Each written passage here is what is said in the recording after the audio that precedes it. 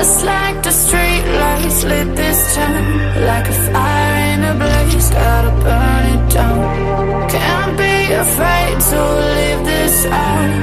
We got this far, don't know how. I see danger in your eyes. They know we'll burn down the night. Coming just like the sunrise. You know that we gonna light it up tonight. We gonna light it up tonight. We gonna light it up just like the sunrise. We gonna light it up now.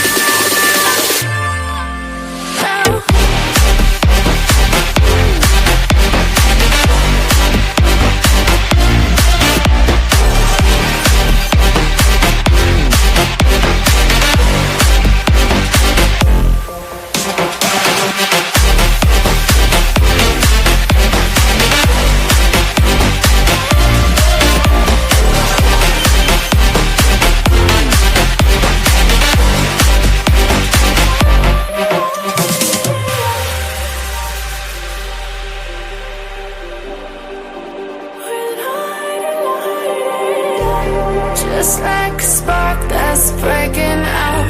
Can't make a stop, can't turn back now. We know that there's no room for doubt. No, we can't turn back now. I see danger in your eyes. They know we'll burn down the night. Coming just like the sunrise. You know that we gonna light it up tonight. We gonna light it up tonight. We gonna light it up just like the sunrise. We gonna light it up now.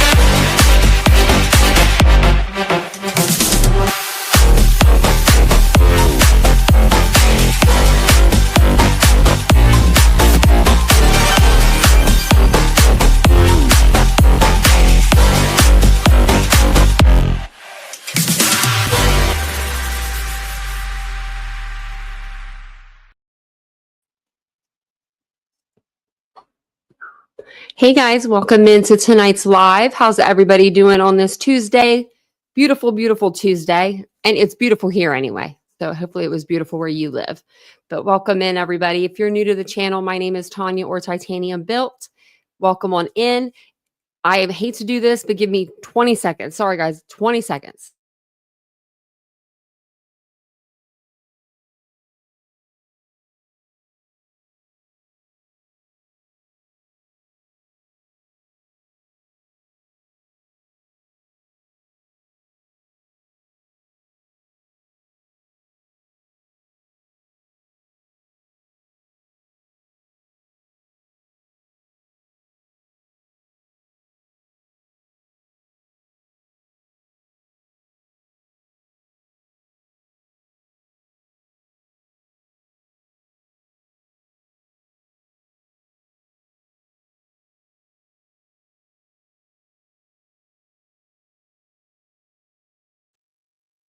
Okay, sorry. I'm so sorry. I was washing my hands earlier and I forgot my ring, and it just, when I don't have my rings on, I feel weird. So sorry about that. I had to go grab them. But welcome in, welcome in, welcome in. Hopefully, like I said, you guys are having a great Tuesday. We are going to be talking about a new case tonight. So buckle up and get ready, I guess. Let's see who's all in the chat. We'll say hello. Hello to some people. Welcome on in, everybody. It's good to see you guys. And I won't take too long because, you know, I was already late. I had to get up for a minute. Hey, Ladybug. How you doing? Hey, Willows. I'm glad that your neighbors are finally being quiet. Hey, Ashley. Hopefully you came back. Mary Beth. Miss Mary Beth, how are you doing? Just Breeds in here. We got Lisa, Dawn. Good evening. Good evening, everybody. True Crime Lullabies. And I'm going to look up on that case. I have it up, but let me write down the name again. I have my ideas. It says ideas on it. So we have to use it. Hey, DM. How little the FBI have existed. Yeah. 75% of boxes unpacked. Woo, that's a way to celebrate. Oh, Naomi, have to go to bed. Hopefully you have sweet dreams. And don't forget to hit that like button. Hey, Mandy, welcome in. Hey, Ioana. It's good to see everybody. We do have the best mods on YouTube. They're very friendly. Hey, Aries. Greed is a bottomless pit which exhausts the person in an endless effort to satisfy the need without ever reaching the satisfaction. Wow, I like that. I like that quote. You always have the best ones.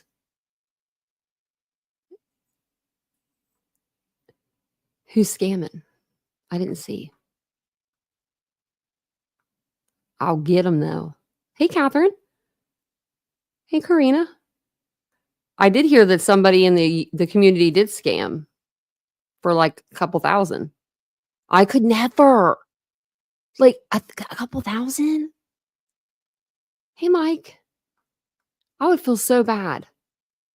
I would like, okay, so if you guys were on the live earlier, we did a live on Unfiltered. And if you know about what I had with my dog, if it was something with my dog and like I had to have the money and I didn't have it, like that, I just didn't have it. That might be something where I would be like, because I would ask for anybody for help. I'd ask a freaking person off the street for help. You know what I mean? Like that's my animal. So like, I don't know. I can't say never, but like that's a lot of money. That's a lot. It's too much. Too much. But to give you an update on that whole situation, we have a lot less money. We wanted to help. And I think everything's going okay. So, and Vincent was just sleeping really funky on the couch. So he's exhausted from what happened today too. And he wasn't even there. He wasn't even there.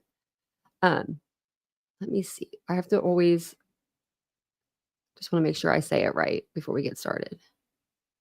Sudiksha Konanki. Okay. Sudiksha Konanki is her name. I get it wrong. So I'm going to probably get it wrong, but Sudiksha is missing and this is her flyer here. And she was last seen on March 6th, 2025 at 4:50 a.m. on the beach at, I don't know if it's Rue or I or RIU. Like, I think because every time I look it up and have a speech, it says RIU, Republica Resort in Punta Cana, Dominican Republic. She is a University of Pittsburgh junior. She's 20 years old, and it's been almost a week since she was seen. She was there on spring break with some friends from school, and she's now missing. She's 20 years old. She's 5'3". She has black hair and brown eyes. And she was last seen a brown two-piece bikini, big round earrings, metal designer anklet on her right leg, yellow and steel bracelets on the right hand, multicolored bead bracelet on the left hand. And then they have where you can call or text with any information. If you do have any information, you're listening to this, you can call the local police at +1 1-829-618-7635. The family at 1732-299-5011. Or you can call the family at this other number at 1-829-452-6262. So they have their number on there. They're probably worried sick about their daughter. I couldn't even imagine. You think she drowned or foul play? Yeah, those are the only two options I would think, you know. I mean, there's other options, but that's where I'm leaning towards too. And I was looking at a video and they were talking about the waves and how big the waves were. If she was in the ocean, maybe, but if she's walking along the beach, I don't see it. You know what I mean? Like normally when you're walking along the beach, you're just putting your feet in. But I don't know if she actually got in the water or not. I would like that's what I would like to know. We do have a timeline. I always have to like have the thing speech her name. Sudiksha Konanki. Okay. So CNN came out with a timeline of everything that was going on, so I figured we would go through it. So basically, the search for 20-year-old college student Sudiksha Konanki, who went missing while on vacation in the Dominican Republic last week, continues.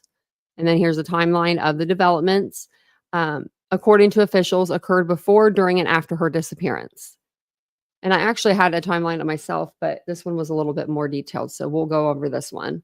Konanki arrived Tuesday, March 3rd, arrived in the Dominican Republic with 5 other female students from the University of Pittsburgh. And that's according to the sheriff's office in Loudoun County, Virginia, where her family lives. And tell me, Loudoun County, I've heard, that's what it is. Okay, this is weird. Okay. So I've been racking my brain all day. Like Loudoun County, where do we know Loudoun County from? It's one of our cases. I figured it out. Sidebar. Norish Bat. That was where the Walmart was, where he bought the knives. It was either the knives or the cleanings. And it was the cleaning supplies, where he bought the cleaning supplies after he unalived his wife. Mamsa. Yeah. Small world, isn't it? Isn't it a small world? And it was Virginia. It was there. So I was like, that it just hit me. It hit. I was like, wait a minute. Hey, Proud Mimi. Hey, Roxanne. Welcome in, everybody that I didn't see. I'm on the other page reading. Isn't that crazy? You have a Loudoun County too? Yeah, but this one definitely is the same one. Wow. Because I kept saying, like, where? I was going to ask you guys. See, I just needed you guys, your presence. Konanki was seen on surveillance footage drinking with 5 women. This was early Thursday, March the 6th. So 3 days later, with 5 women and 2 men at the, I'm just going to say RIU, Republica Hotel lobby in Punta Cana. A law enforcement source familiar with the investigation tells CNN.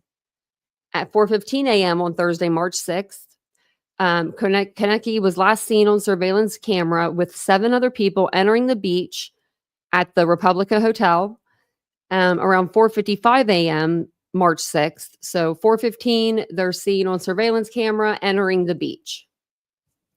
Then at 4:55 in the morning, half hour, 40 minutes later, or whatever, surveillance cameras capture 5 women and 1 man leaving the beach. So there was 2 men and 5 women.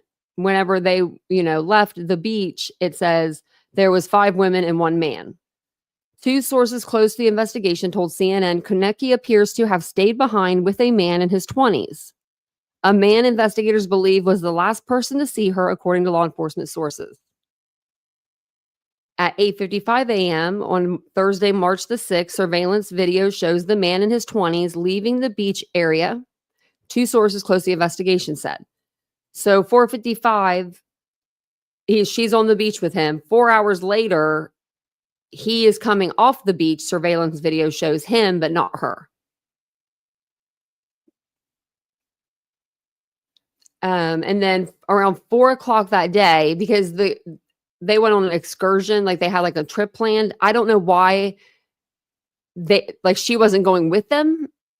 Like why it wasn't, I don't get that. And I'm pretty sure she would have been on the excursion with them. They all went on the trip together, but they didn't report her missing until 4 p.m. Thursday, March the 6th. So that morning at 4:55, that was last time they see her. Let's see. Yeah, around 4:55. That's when they're like leaving the beach, and they don't report her missing until 4 o'clock the next afternoon. So 12 hours later. The 5 college friends who traveled with Konanki to the Dominican Republic reported her missing. The RIU hotel chain said in a Spanish language statement. At 5:43, March 6th, Konanki's father filed a missing person report with the Loudoun County Sheriff's Office, after which the office engaged with the U.S. State Department and federal law enforcement to reach out to the Dominican Republic National Police. Monday, March the 10th, which brings us to yesterday, the Dominican Republic National Police said in an X post that they were re-interviewing people who had been with Konanki and employees of the hotel where they were staying, and are working on an exhaustive analysis of surveillance footage. So I guess they're trying to see if they can find her on any surveillance videos coming off the beach. You would think she would be on the same surveillance video going on the beach and coming off. You know what I mean? Like if your hotel is right there, you walk along the beach, you do whatever you're doing, and then you come back the same route that you kind of took there because that's where your hotel is, you know? That's what I mean, that's what I think people would do. That's what I would do. That's what I personally do. So this is from News Nation. This was 2 days ago. And it just kind of talks about the beginning stages of this case. So we'll watch this. And thank you guys all for being here. I appreciate it. I'll pause for commentary and let me know what you guys think about this case so far in the comments. I think that the guy that was last seen with her is very suspicious. That's very suspicious to me. She was out. They did find her. I'm trying to think of like a shawl, you know, that women wear like over their bathing suits. They did find that on a beach chair. To me, that says, I mean, she could have taken it off just to take it off. But usually the beach is kind of chilly at night. So I don't know why she would do that. Or she took it off to get into the water. But even that, like usually the beach is like chilly at night. I would hate to go in the water at night. That's just me. But maybe it's not there. Maybe it's probably beautiful there, actually. Our top story tonight, family and friends desperate to find this missing University of Pittsburgh student. She vanished while on spring break in the Dominican Republic. We are tracking this search. We know the 20-year-old was last seen walking on the beach at a resort on Thursday. And overnight, a Dominican Republic search and rescue team began their search. So far, no signs of her. News Nation's Nick Smith is tracking the details. Nick, what are we hearing? We're hearing that investigators are asking anyone with information about her last whereabouts to let them know immediately. University of Pittsburgh student Sudiksha Konanki was last seen Thursday near a resort just before 5 a.m. Now, several agencies taking part in an all-out search for the missing woman, including the Dominican Civil Defense, local firefighters, and the Dominican Navy. Those directly involved in the search are urging anyone with information about her to contact authorities immediately. We do know that she is 5'3" tall and was last seen wearing her brown swimsuit with large round earrings, a metal designer anklet on her right leg, and a couple of bracelets. The Defensa Civil, a Dominican Republic search and rescue team, have been working since early Saturday to find her. Do you think with her wearing like the gold earrings and the jewelry and the designer jewelry she had on, would she be a target for somebody to rob her? Like maybe that guy did walk off the beach that night by himself. And maybe maybe he didn't. Maybe he's the one that robbed her. But maybe she got robbed and then put into the ocean. I don't know. It's unclear what led up to her disappearance, but because she is also a citizen of India, the Embassy of India in the Dominican Republic has taken the lead, and they are working with the State Department. But on the issue of safety concerns in this country, the U.S. State Department has a level 2 travel advisory for the Dominican Republic. In a statement, which reads in part, the State Department says violent crime, including armed robbery, homicide, and sexual assault, is a concern throughout the Dominican Republic. Yeah, I wouldn't be going there. Isn't immediately clear if those who had been traveling with the 20-year-old have returned from the trip or where they were last seen when she was spotted. A spokesperson for the University of Pittsburgh told local media that university officials are in contact with her family. Natasha, the university and state officials offering their full support to find her and bring her home safely. Yes, certainly. We appreciate you tracking those details. Nick Smith with us tonight. Thank you. And joining us now with more is Sheriff Mike Chapman of Loudoun County, Virginia, where this missing 20-year-old Pittsburgh University student is from. Sheriff, thank you for taking the time tonight. What do we know so far about this search? Natasha, good to be with you. We're doing everything in our power. I mean, we take this incident very, very seriously, especially considering she's a resident of Loudoun County. We're working very hard with the authorities down there in Dominican Republic, whether it's their national police, their Coast Guard, their domestic police. I know they've done everything so far in their power to locate her. I know. Helicopters. I know it's cute to go to the beach wearing jewelry and stuff. I mean, you know, like you're like cute, like, oh, I'm cute. But I would never. You know what I mean? Like, I would either, if it was fake jewelry I had on, it would tarnish. The water would make it tarnish. If it was real jewelry, I would be terrified that I would lose it, like, or I'd be so scared. Drones, boats, but we're also working with certainly the embassy in India. We're working with our U.S. embassy down there, and to include several federal counterparts, which would be the DEA, HSI, FBI, and University of Pittsburgh as well. So we're leaving no stone unturned on this. We're doing everything that we can to try to get to the bottom of this and help out the family here. We have reached out to the mom and dad. Unfortunately, haven't been able to get through just yet. I believe they're on travel right now, getting down there and probably getting briefed up on this. But we are very, very concerned about this, and it means a lot to try to do everything we can to find out what is going on down there. Yeah, so you believe that her family is actually en route. They're traveling to the Dominican Republic to get on the ground there. Yeah, that's my understanding. Mm-hmm. What is your biggest concern right now? Well, my biggest concern is that we just don't know. I mean, anything's a possibility right now. We hope there's no foul play. We hope there's nothing of any major concern. We're hoping and praying that she gets returned, that she returns safely. We just don't know. But I can tell you that we're working with the authorities down there to interview everybody that certainly that she was down there with. I mean, she traveled down there from the University of Pittsburgh with 5 other friends. We do know that she went to the beach with several people. That's the last sighting that we had of her early in the morning on the 6th, which was Thursday morning. We're doing everything that we can to try to, figure out what we can from the interviews that are being done down there, from any phone communications that would have been done, by any text messages that would have been done. So it's going to take a little while for that, but we are working very closely with everybody that I mentioned involved. Mm-hmm. Get to the bottom of this. Do you know if the other students who went on the spring break trip with her have already returned to the U.S.? I believe they're coming back tomorrow. I think there's several that have stayed behind to be interviewed by Dominican authorities down there. And again, working with our federal counterparts as well. We're trying to do everything we can here and doing whatever research that we can as well up here in Loudoun County. So I think they're coming back tomorrow. That's my understanding, but I think they were held down there because of the ongoing investigation. Sure. And this beach belonged to the resort. To your knowledge, was there any sort of surveillance video of this beach?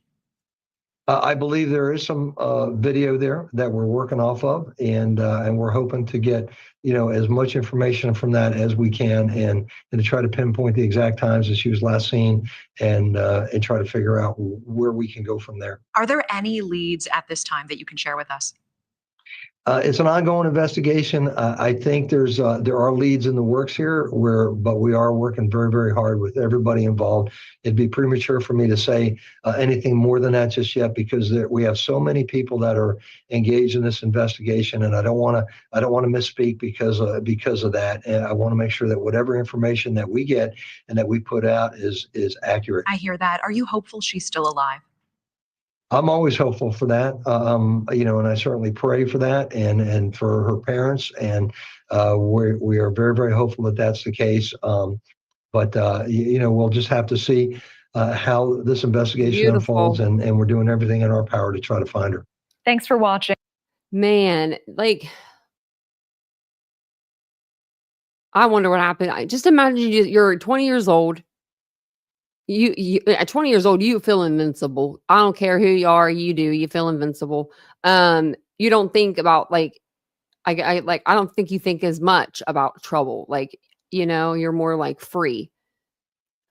Either that guy did something to her, which I'm leaning towards more that guy did something to her because he seems kind of suspicious, but I don't know.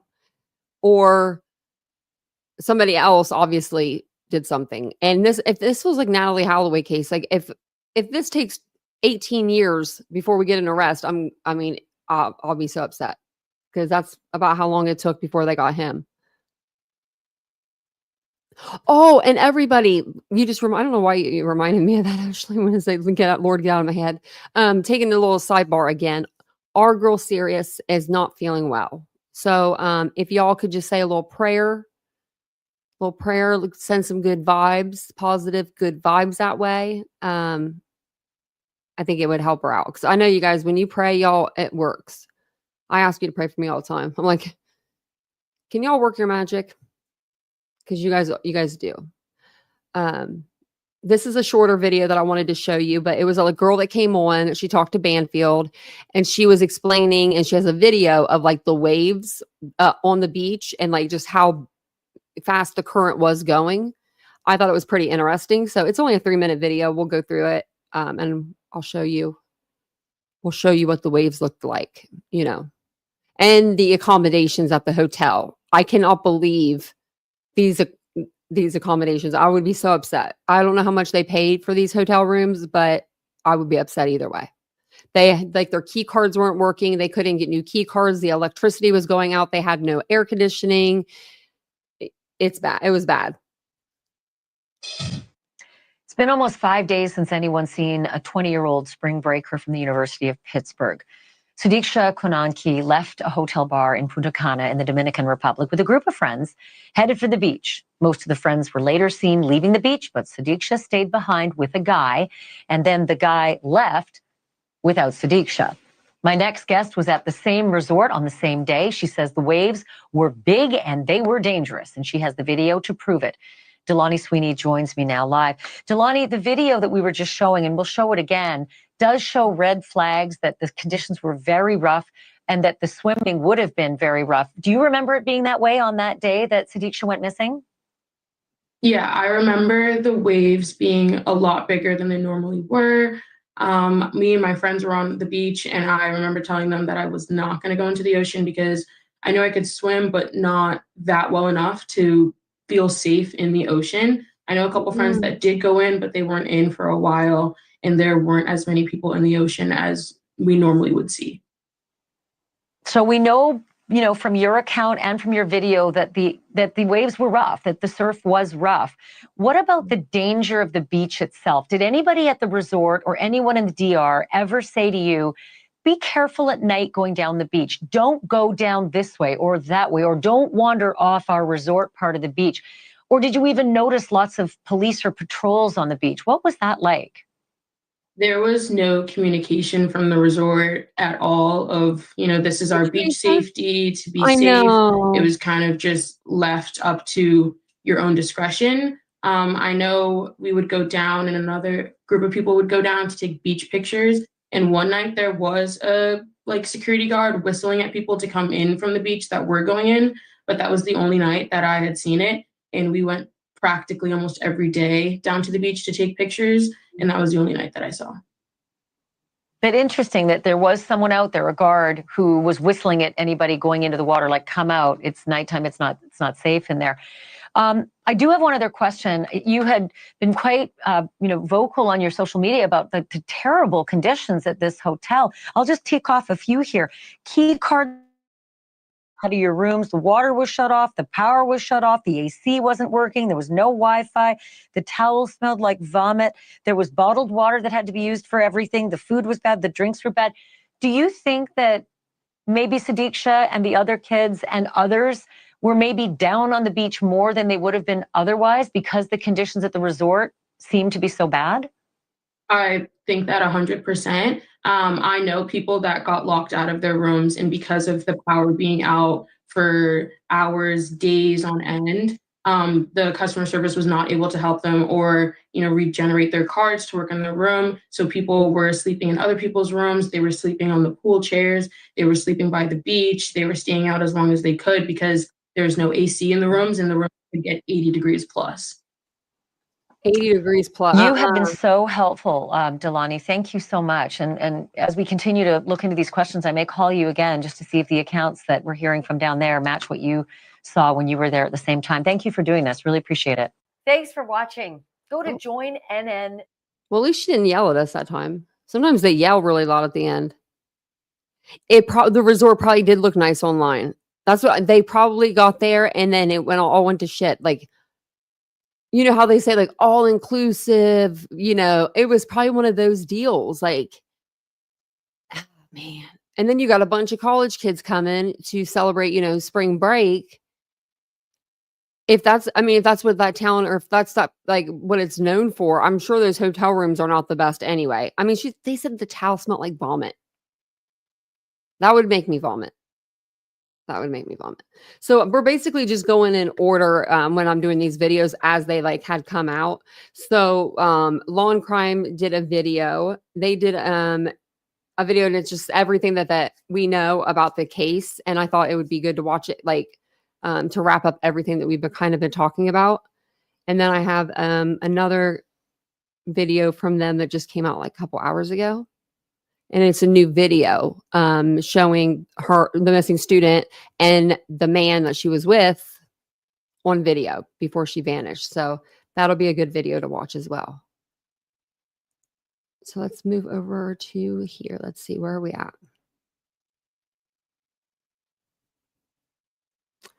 There we go. She's beautiful, beautiful, beautiful girl. Like, I hope she's okay. I hope they find her.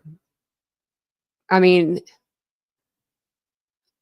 you would think with the waves like that, it would bring her back in, but I don't know anything really about the tide and how that really works. I just know that high tide, low tide. I should ask Vincent. He would probably know a lot about that. A college student from the United States vanishes on the beaches of the Dominican Republic while on spring break with friends. What we know about the last time she was seen, what may have happened to this 20-year-old girl now missing in the Caribbean.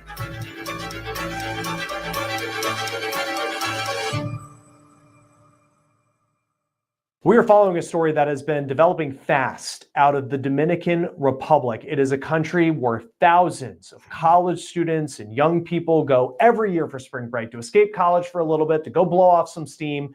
But right now, authorities from the Dominican Republic, as well as the United States, are searching for a missing college student. This is 20-year-old Sudiksha Konanki. She is a student at the University of Pittsburgh, and this is the missing person poster that authorities in the DR put out for her. Now, here's what the rescue efforts to find her have looked like since she was last seen Thursday, March 6th in the early hours of the morning. This is video of Dominican authorities using helicopters to search the beach where she was last seen. So let's break down the timeline of what we know as far as when she went missing. According to local media outlets in the Dominican Republic, Konanki was last seen on the beach around 4:15 in the morning on Thursday with a group of friends at the Rio Republica Resort in Punta Cana. Now, this is an all-inclusive kind of place, one that is very popular with all-inclusive. I told you. Let's see what it looks like. Spring break college students. $90 a night. No. What you going to get for $90 a night? I don't even want to know. I don't even want to know. Hotel rooms are so expensive now. It's so crazy. Like the last time that we went to a hotel, it was in October for my friend's wedding, and it was $205, and that was with a discount. I was like, I want to stay in the room the whole night and enjoy it. Its website advertises. So $90, let's see. Look, 24-hour, all-inclusive, except for if you need a key card. Beachfront location, adults only. Splash Water World. Oh, well, how are you going to have a Splash Water World not let the kids come? And then RIU Party. What's that, I wonder? Located on a heavenly beach. Okay. The Hotel Republica, adults only, is your perfect option for enjoying a lively holiday in Punta Cana. This adults only hotel on the Arena Gorda Beach is ideal for groups of friends, has free Wi-Fi. Nope, they didn't get no Wi-Fi. A verified gastronomic offer, and the best 24-hour all-inclusive service. What's 24-hour all-inclusive service? I'd love to know. Deals like $90 a night for all you can eat and drink 24 hours a day with access, as you see in these pictures, to the beach. Local police tell CNN. What are they giving them? Breadsticks? Like, really? I mean, you can't, how are you going to afford that as a company? That around 5:55 a.m. on Thursday, 5 women and 1 man are seen leaving the beach on surveillance video. Konanki was not one of those people. The outlet reports that she is believed to have stayed behind with the young man. Now, at the time of this reporting, that is the last time anyone had heard or seen the 20-year-old girl.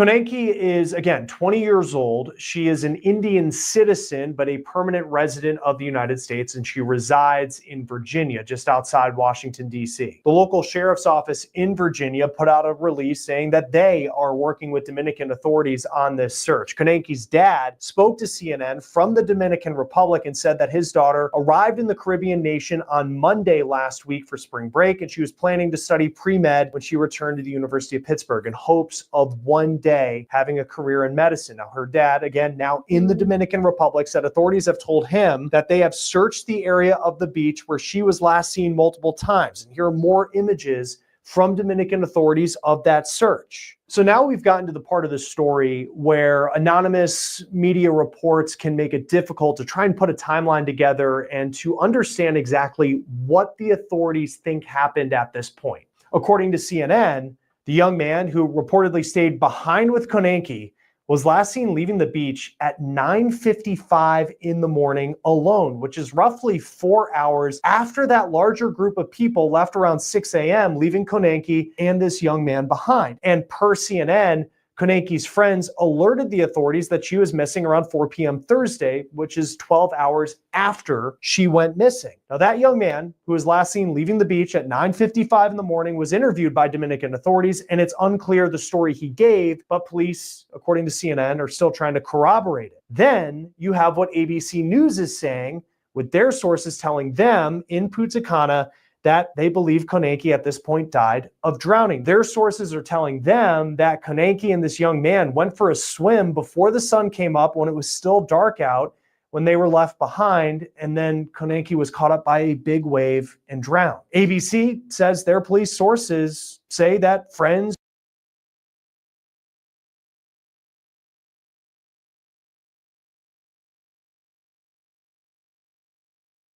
Sorry, I didn't know I was muted. Okay, so if you're swimming in the ocean with a guy that you just met, how far away are you really going to be from them? You're drinking, you're having a good time, you're on a beautiful beach. You're probably going to be right up each other's alleys, right? You know what I mean? Like in the ocean, like loving on each other or something. So how would she? I don't think that's true. I don't think that they were far enough away where he couldn't help her. And he was like, oh, a wave took her, and but it didn't take me. It didn't take me. The same wave would have hit me, but I was cool. I don't know. And why didn't he leave? Exactly. Why didn't he get help? Like, that would have been the thing to do. Like, hey, I know this is crazy and you're not going to believe me, but I was just in the ocean with this girl. I just met her. We decided to take a swim, and she got caught up in the waves and I can't find her. Like, I need help. Like, there was hotel property right there, right along the beach. You could have ran in any place. Any hotel has a phone. Crazy. Yeah, I think he would have tried to get help, if that was the case. Who were seen with Konanki, they were all interviewed by authorities and have not been charged. You obviously can't imagine what the family of this young girl is going through right now. Her dad has spoken to multiple media outlets. He's in the Dominican Republic trying to help with the search, trying to find his daughter. And it doesn't appear that her family at this point is ready to go with the theory that she drowned. Her father told WTOP in Washington, D.C. that he believes that if she had drowned, that her body would have washed up on the shore at some point over the 4 days that she's been missing. He's calling on Dominican authorities to investigate other possibilities like foul play, including kidnapping or abduction. WTOP does cite a police complaint, which reportedly reads, quote, "While it is possible that Sudiksha drowned, there is growing suspicion that there may be a crime, specifically the possibility of kidnapping." It also says the name of someone that Konanki's family calls a, quote, stranger. Who is that person who was left behind with her on the beach? We don't know that person's name as of yet, what his connection may be to What if he was there to lure her to the beach to be kidnapped? This young college student who's missing. Konanki's dad says that he also finds it suspicious that she would leave her phone and wallet with her friends, because he says she always had her phone on her. Before we get back to this episode of On the Case, I want to thank our sponsor, Upside. Upside's a free app that you can download, and it gives you cash back for for when you buy everyday essentials like gas or groceries. I use Upside whenever I fill up my tank. You can see video of me using it here. Actually, the first time I used Upside, it was at a gas station about 4 minutes from my house, filled up my tank. I got roughly $7 cash back. So here's how it works. You download Upside, you select some of the offerings that it has. You can use it as a gas station, at a convenience store. If you go out to eat, there are offers to use Upside.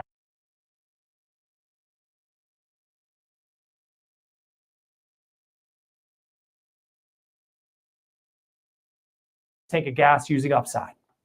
Joining me now to talk about this search and this investigation is Colin Schmidt, retired special agent with the FBI and founder of Finora Software. Thank you for taking the time to be with us. I know this has been a fast developing story over the weekend, and then now here we are at the start of the week. What stands out to you at this point as everyone's trying to figure out what happened to this young girl? Well, it seems very similar to the Holloway investigation that happened many years ago, where it was a spring breaker, went out, had an interaction with either a local or another male, and then disappears. So the most important thing here to focus on is the timeline, and that'll be the challenge for the investigators to fill in. Don't hang with locals. Every single second of that timeline to determine, obviously, where she is and what happened to her. And everything at this point we're getting is through different media reports, and there's not a lot of official statements that have been made by Dominican authorities. And before we get into that timeline, as somebody who worked with the FBI, how do these investigations play out where Dominican authorities are, the ones that appear to be leading it, but then you have federal and state agencies in the United States trying to figure out what happened? Who takes the lead as this goes on, as far as where this investigation goes? Well, the first thing is, obviously, Dominican Republic is a sovereign country, so they are the ones who control the investigation. And if this, I believe that some of the reporting is that this young lady is a U.S. citizen, therefore the FBI would have the primary jurisdiction of any U.S. law enforcement. So in a case like this, I believe the Miami field office handles all the Caribbean nations. And so there is an agent that is assigned to several countries down there, and there might even be one in the Dominican Republic called an assistant legal attaché, and that's the FBI's representative to a foreign country. And then they work with the State Department. And in this case, if there is a request for assistance, it would go through the State Department to the FBI, and then that agent, that ALAT FBI agent, would reach out to Miami, and they would send down resources to assist the Dominican authorities to do the investigation. But to answer your question, the Dominican authorities would take the lead on a case like this.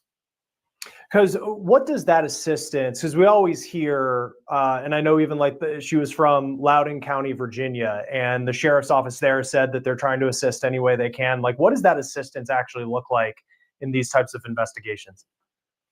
Well, there's a couple of different ways of looking at it. Is the assistance on the ground in Dominican Republic, and then the assistance in the local area where she came from. So the sheriff's department might be going out and interviewing people to find out if she had any contact with any of her friends and family locally. And then in the Dominican Republic, the Dominican authorities may not have access to higher level investigative tools like the ability to exploit cell phones, to do things with video, or to look at surveillance video or other electronic capturing of the evidence to assist them in kind of exploiting what's on there. And we don't know at this point what more the authorities know, but from what's been reported, this timeline where she was at the beach 4:50 in the morning, she stays behind with what's been described as a young man. We don't know who he is, what his background is. Her dad had said that she had just met him. So it appears at this point to be a close friend. It stood out to me that he doesn't leave the beach until about 10 o'clock the next day or later that morning, about 5 hours later.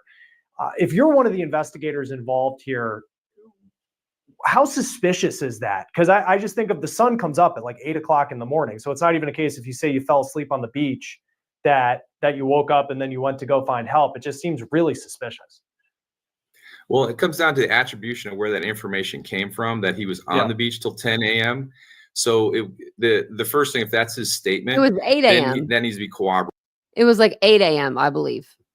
So that's done with his own cell phone, taking a look at it, or talk to the people that were around there, or if there's other people on the beach. Because at 10 a.m. in a resort area, you're going to have lots and lots of traffic. I mean, it's going to be packed. So to say that he was there till 10 a.m. Okay, I got it. How do I?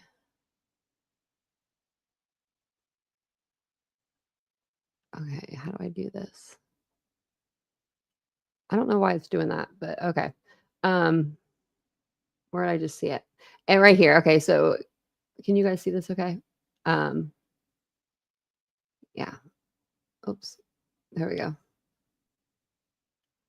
So right here, at the top, it says 8:55 a.m. Thursday, March 6th. Surveillance video shows the man in his 20s leaving the beach area. 2 sources close to the investigation said. So I'm not sure. I'm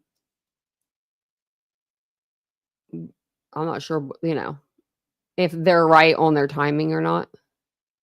They might be 2 hours off. You're going to have lots of witnesses that are going to be able to confirm or state that's not the case. So basically what they're going to do is, if that is his statement, they're going to take it, break it apart, and try to corroborate everything in there. And then when they find those statements that are apparently untrue, then that's where they start to dig in and try to get to the truth. Yeah, it'll be, once his identity comes forward, he certainly hasn't been charged with anything at this point, and maybe just a friend, maybe, who knows what happened. One storyline that's been brought out, a theory, was that she drowned, and she went for a swim before the sun came up, which is always dangerous. Rip currents can be really dangerous, that a wave got her, pulled her out to the ocean, and she drowned. If there's no video, let's just say this person comes back and says, that's what happened, and there's no video to corroborate that, and her body's not recovered. I mean, how do authorities go about trying to figure out whether that would actually happen? Well, it's going to come down to statements that he's made or activities he's made independent of her. So the cell phone, if he's made any statements to any friends or coworkers, and if there's any other people who had observed them together. Oh, I didn't know that. This person is indeed involved. I didn't know that. I know, Craig. I put it on my community tab. I was going to do a video after this about it, and then maybe put the video out tonight or tomorrow. It's so sad. I found out earlier. It was like right when, and then I was telling Vincent about Araya's fight, and my dog got in a fight today, and it was bad. It was really bad. Like, if you guys didn't see my video on Unfiltered, go over there and check it out, because I told the whole story, but it was bad. But she's doing okay. She's not hurt at all. And she's laying on the floor right now with a blankie, because she wanted a blankie and a pillow, and I gave her one because she needed it after today. So it's just, it's going to take some classic gumshoe work, where they're just going to have to go out there and talk to lots and lots of people. I take it he was on vacation too then. Well, this is getting good. That's even better. That he's not a local. I don't know why. I don't know why I feel that way, but I do. Little son of a gun. Find out what really happened and fill out that timeline. And in a case like this, your biggest enemy is time. The longer it takes to do any of these things, the more likely evidence is going to disappear, and the truth is not going to be found. I know her dad has said that he, through media reports, is not ready to accept the theory that she may have drowned, and they want an expanded investigation to look into something like perhaps a kidnapping or abduction. What's the process of that happening if maybe the Dominican authorities do believe that the drowning theory is the one that they want to go with? Well, likely he's going to want the FBI to get involved and to work with the Dominican authorities. And once again, that's a process that goes through the State Department, and they interact with the Dominican authorities to get invited in for the FBI agents to be on the ground to conduct an investigation. And really, I think what he's looking for is he wants more resources put towards this, because there is too many pieces of this puzzle that just don't seem to line up. Yeah, it's another thing too, and in your experience, it was reported that she wasn't reported missing until later that day, like 4 p.m. on Thursday, which is roughly 12 hours from the last time she went missing. Maybe it was a case where friends didn't want to make it more than what it was and that she hadn't come back. Does that stand out to you? I heard that they went on an excursion, like they had something planned, but I don't understand why they all wouldn't go together. Do you know what I mean? They're missing a person. Hello. Like you wake up in the morning, you get ready to go on your excursion. Where's Sudiksha? You know, oh, sorry. I messed up my mic. I mean, like, you know, where's everybody at? What's going on? What's happening? You were investigating this, that it just took such a long time for it seems, at least on the outside, for her to be reported missing. Well, any investigation comes down to critical thinking skills. And you look at it from a perspective, it's like, okay, if my friend was missing I expected her back at 8 a.m. and she wasn't back at 8 a.m., I would perhaps look for an hour and then I would report her missing. That's what I would do. So we have to I wasn't there, so we don't know what the circumstances are. And the other thing that would go is who reported her missing and why. And then, of course, why was there such a large gap in time? And there might be an explanation to that, but then it comes right back around to burning a little shoe leather and talking to all of those people and all those friends to find out what is the real timeline and why did it take so long to report her missing. As an investigator, if you could take us inside the interrogation, the interview room, and if you have someone sitting across from you being like, I don't know what happened, you know, or we went for a swim and a wave took her and that's the story that I'm going to go in and tell investigators. What's the follow-up question? What's the next step to try to figure out what happened beyond, as you peel that onion back beyond just the initial statement that someone gives in a case like this? Did y'all hear that dog in the background? I'm gonna go back. Onion back beyond just the initial. Somebody's at home. Statement that someone gives in a case like this. Well, if you're going in to interrogate somebody or ask them admission-seeking questions, generally speaking, you want to already know the answer to the questions you're going to ask. And then at that point, if he starts to be evasive, then I don't mean to laugh, but that's pretty funny. Yeah, that would be my dogs. If I was ever on like Law and Crime or something, I could just see it happening. Like I'd have everything set up perfect, and then my dogs would do something. You're going to look at his body language. And then you want to have some sort of lever to get him to come up with what really happened. And that's why you only ask, generally, if you can, only ask questions you already know the answer to. So with somebody like this, it depends on if he has a lot of experience with law enforcement where he's been questioned for criminal activity, then he might be a harder nut to crack. But if he's just a college kid and the investigators are experienced, I'm confident they'll be able to get the truth from him. Looking at her she was last seen on a beach, and just from investigations you've done, what are some of the challenges of the geography that investigators are dealing with? Well, it comes down to weather and wind. And so if they were looking for any evidence of her being there in terms of walking or whatever, or clothing or stuff like that, you're dealing with sand, you're dealing with wind, you're dealing with water, and you're dealing with lots of people that are probably in a potential crime scene walking through it. So that's why it becomes very, very important. The time aspect of this is get the resources there and do the investigation and backtrack where she last was in the event that you can find something that would link her to where or what really happened. I'm going to put you on the spot here with this question too.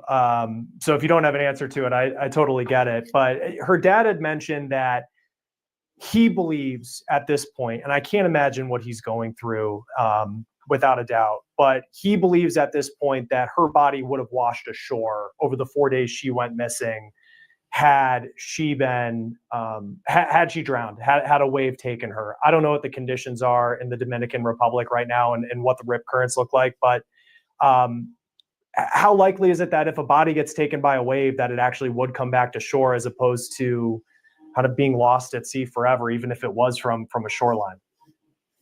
Well, it's less likely than if it was dumped outside in a field, because in a field you're just dealing with animals and wind and rain. But when you dump something in water, you add 3 or 4 more variables to it. You deal with more predators, you deal with current, and you deal with the fact that it could be going anywhere. So I can't really answer that question because you just don't know the topography and the environment that it potentially could have gone into. And frankly, if there were predators in the water, or it's known for predators, there's a high likelihood that it may not have washed ashore, unlike in the United States, if it was in a river or a lake where there's very few predators. So I hold out hope that she didn't drown and she's still alive. But to hold out hope that the body should have washed ashore, it's somewhat unlikely, but anything's possible. Well, and I imagine too, to some of those variables you're talking about, with and I know this is kind of where the morbid conversation goes, but unfortunately in these types of cases, when someone goes missing, the conversation goes there. But the time that investigators would have to recover a body, if it's in water, how does that impact that timeline? Well, it's like I said, if you have a body outside, you don't have the water that's amplifying, depending on the temperature of the water, the decomposition, as well as the water is going to move the body. So if you dump the body in a field, unless there's a hurricane or a tornado, it's not going to move. But if it's in water, there's a high probability that it's not going to be the place where it was so-called dumped, or if she drowned. So that's why the water adds a infinite challenges to the investigators to find that body. And frankly, being in the ocean versus a lake, it makes it even more complicated because you have that wave action and currents and riptides to cause that body to be moved to away from a place where she may have entered the water. And again, we don't know if foul play happened here. We don't know what unfortunately happened to this young 20-year-old girl at this point. But for you and your years of investigating, I know you bring up the name Natalee Holloway, and it just makes you think back to that story and the attention that it got. I guess at this point, based off the evidence that's been put forward, and we don't know what happened, for you as an investigator, I mean, how suspicious does this seem to you? I guess, what does your gut tell you at this point, just in the early stages of since she's been missing? Well, the one thing I don't know from the reporting is her level of intoxication. And that would also go to the outcome of whether she wandered off with somebody, or she was in fact drunk and she drowned because of her level of intoxication. So I'm not really at a point to comment on what really happened, because simply stated, there's so much more here, and the investigators have a lot of work to do to start putting the puzzle pieces together. And typically in a timeline, I know she went missing on Thursday, and it's probably in the movies, you hear the first 48 and all of those types of things. I mean, what stage in that timeline would you say that we're in at this point, now that it's been more than 4 days that she's missing? Well, there has been studies on probability of finding not only a body, but a live person. And obviously after the first 48, it does go down dramatically. But anything's possible, especially in a country like the Dominican Republic. Hopefully she's still alive, and I hold that hope. I think they're still early enough in the timeline that there is a possibility that she's still alive. But comes right back to the broken record I keep saying is the investigators got to get down there and start digging and finding out, because the evidence is going to start disappearing faster than they can even get their arms around it if they're not there in front of it. Yeah, I'm holding out hope too. It's certainly a scary story. You think of her family and what they're going through as well, and hopefully there will be a happy resolution to all of this. Colin Schmidt, retired FBI special agent, thank you for joining us and giving your expertise. Thank you for joining us. I thought that was pretty interesting. It gave us a little bit of a timeline of what's going on. It wasn't me like reading it out for you guys like we normally do. This is crazy. This is a crazy case. I mean, there's only a few possibilities here, if she was in the ocean, you would think it was soon enough to where like they would find her. Like maybe she would sink and then she would float, just with the way that, the body like floats and stuff. I don't mean to sound morbid like that guy said, but you would think they would see her, especially in that clear water. I don't know how clear it is once you go out a little bit further, but I mean, it's pretty clear.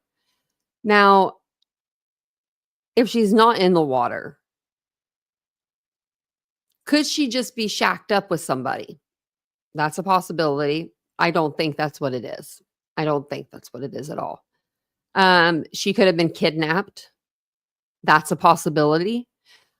I think though, if she was kidnapped, unless they unalived her, on accident or just something happened, I think there would be a ransom call.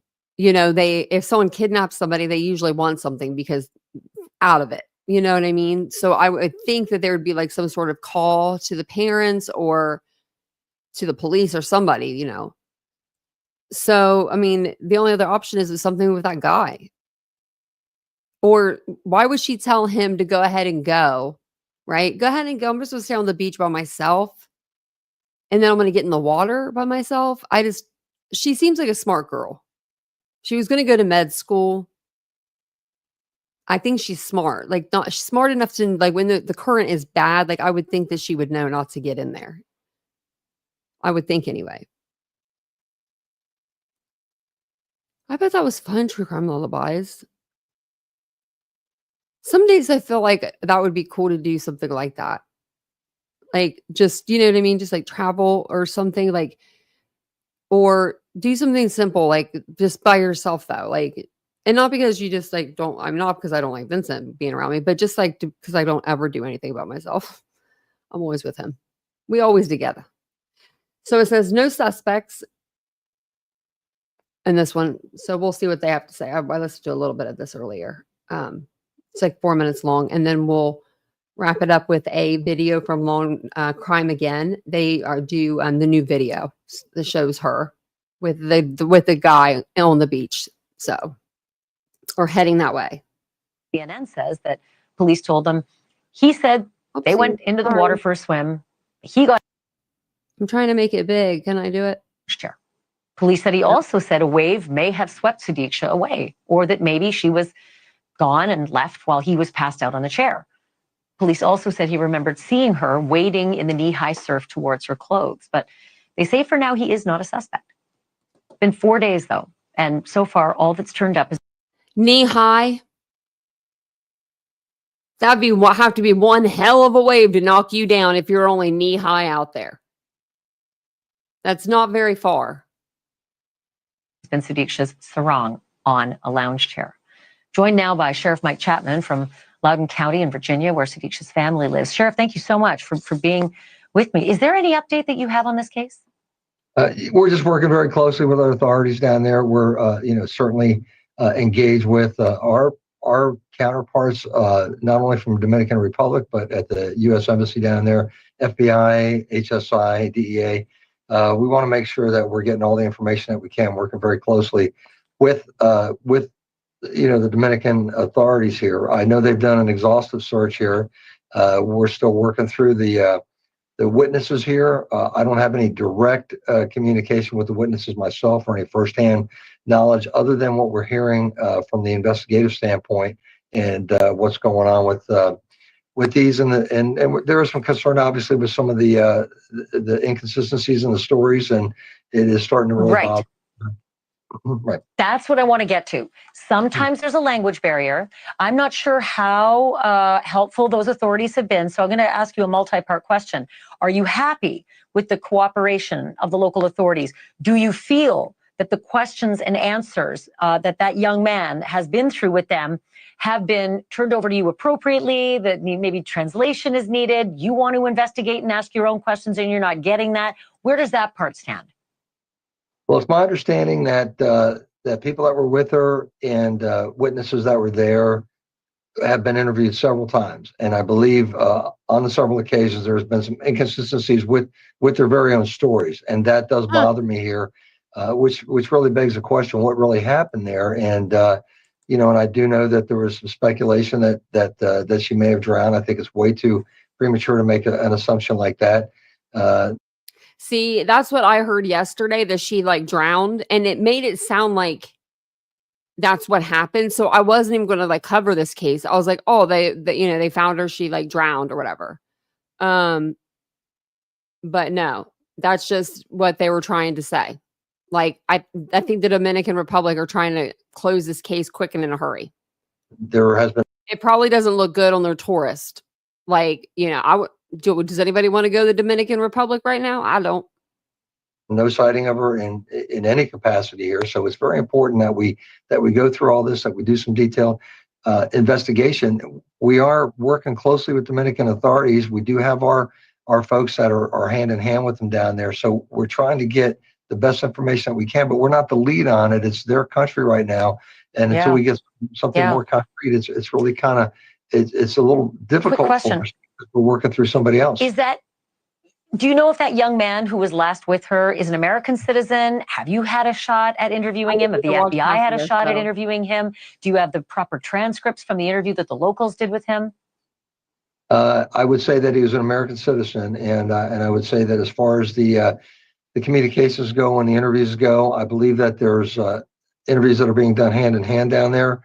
However, I'm not there and I can't validate that, but that's my understanding based on the communications we've had with our counterparts down there. So it is a joint effort down there, and we are trying to get to the bottom of it. We're trying to get some consistency with the statements here. And if you give inconsistent statements, then it means that you're not telling the truth there. So what we got to do is get to the facts here and see what's going on. And it's a difficult situation. I mean, I really feel for the family here.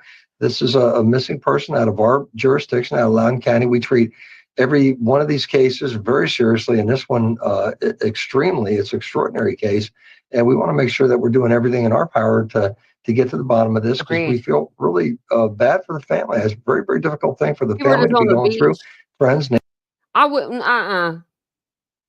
You see the plane flying over. If you know what that plane's doing, would you want to be on that beach? I wouldn't. If you got in the water, I mean, you think about it. You're swimming with, if she's in the water, I mean, you're swimming with a lot of other things, but I wouldn't be on the beach, sitting on a beach chair, just looking around, hanging out. Neighbors and everything else. So we want to try to do everything in our power to get to the bottom of it. And it's been challenging because it's good. We have so many people working on it, but it's also difficult because that also creates confusion as well. Agreed. Sheriff, I've got to have you back on the show because it's a developing story. Will you come back again? Absolutely. Thank you.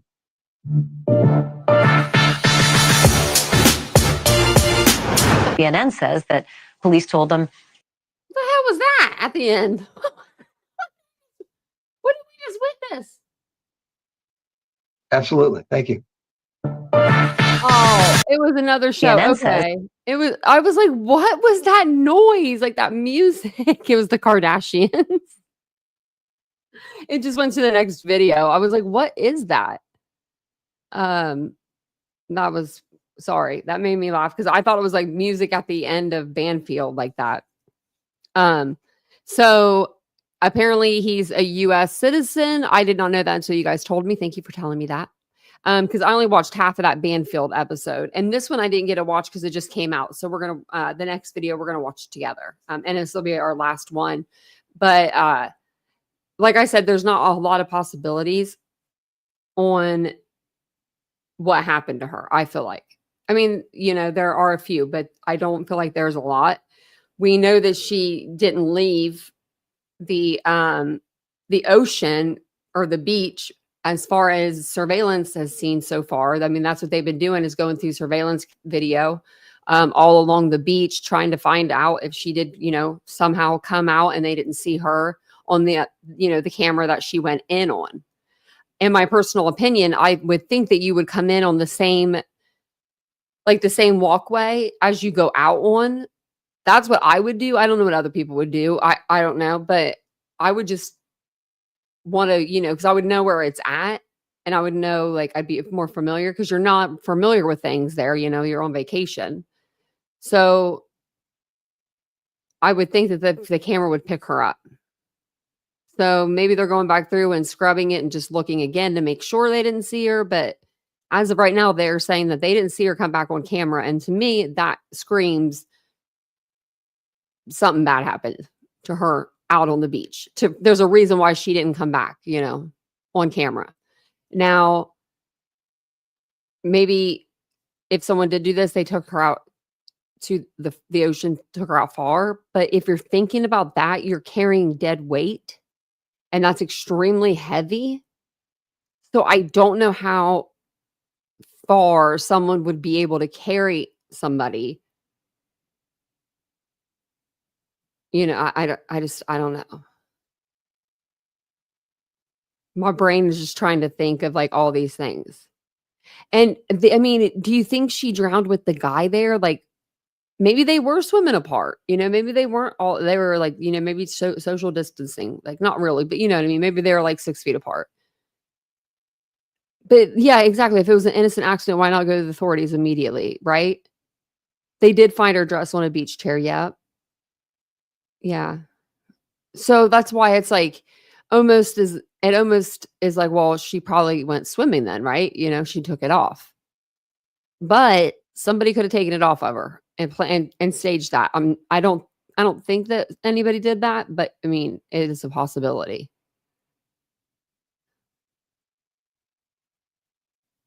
Okay, maybe they'll show a picture of him on this one. I want to see what he looks like. So this is a brand new video, just came out 4 hours ago. So it's not like brand new, but it's brand new for us. And it's a new video that shows the missing student with the man in the Punta Cana resort. So it's going to show her with the suspect, or not the suspect, I guess her friend from Iowa, the guy that she was hanging out with.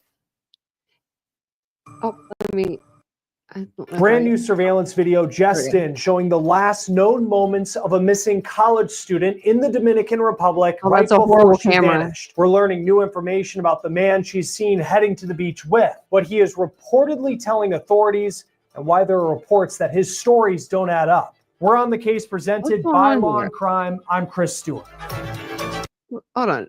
There we go. What is going on? There was like something going on there. StreamYard or YouTube. I don't know what it was. It was weird though. The search for Sudiksha Konanki has stretched into another day. The 20-year-old college student was last seen on Thursday, March 6th in the early hours of the morning. Here's what we know. Now we have the surveillance video showing the 20-year-old University of Pittsburgh student. This is the security footage capturing her and a group of friends.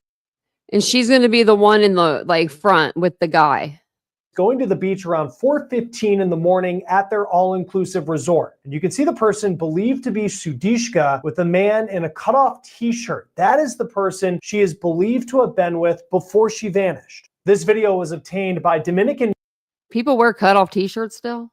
Media outlet Noticias SIN. The video then shows Sudiksha's friends returning to the hotel from the beach around 5:55 in the morning. And while they returned to the hotel, they left Sudiksha and that young man that hasn't been identified publicly by authorities yet behind at the beach. But here is the surveillance video showing when he returns later that morning, just before 10 a.m. alone. You can see he now has his shirt off. We'll get into his reported explanation for alone. When he returns later that morning, just before 10 a.m. alone. You can see he now has his shirt off. We'll get into his reported explanation for what happened in just a moment. But whatever happened to Sudiksha, he is believed to be the last person to have seen her, to have been with her. Wow. It's also important to note that police in the Dominican Republic, they're the ones leading this investigation. They say this young man, he's not a suspect. And they tell ABC News that at this point, her disappearance is being investigated and treated as an accident. Now, that doesn't mean that there aren't some serious questions being raised about what happened, what he is saying, and how this night came to an end. Now, that young man, who police say was the last person to be with Sudiksha, has reportedly been somewhat inconsistent with details of how the night ended. He allegedly has said that he and Sudiksha went swimming and that she was swept away by a big wave and drowned. Dominican media outlets citing police also say that his claims have somewhat been inconsistent. He says that he threw up and fell asleep on a beach chair, and the last time he saw her was either when she was in knee-high water or walking along the shore. Now, Dominican media say that police are keeping tabs on that young man while they continue this investigation. Sudiksha's. That's two different things completely.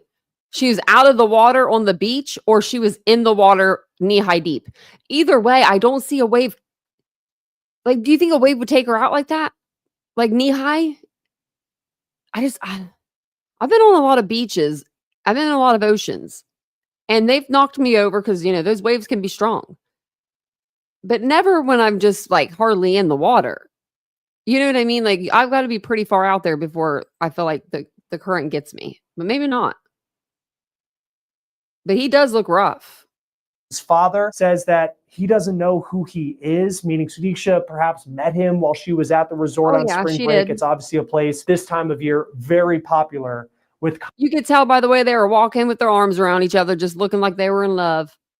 They definitely met when she was there. College students who are escaping the rigors of school to enjoy spring break with their friends. Now, one new clue that search crews have found is what's believed to be Sudiksha's clothes, which were located on a beach chair. Police say there are no signs of violence associated with those clothes. But let's talk a little bit more. Wonder how far the clothes were from the hotel.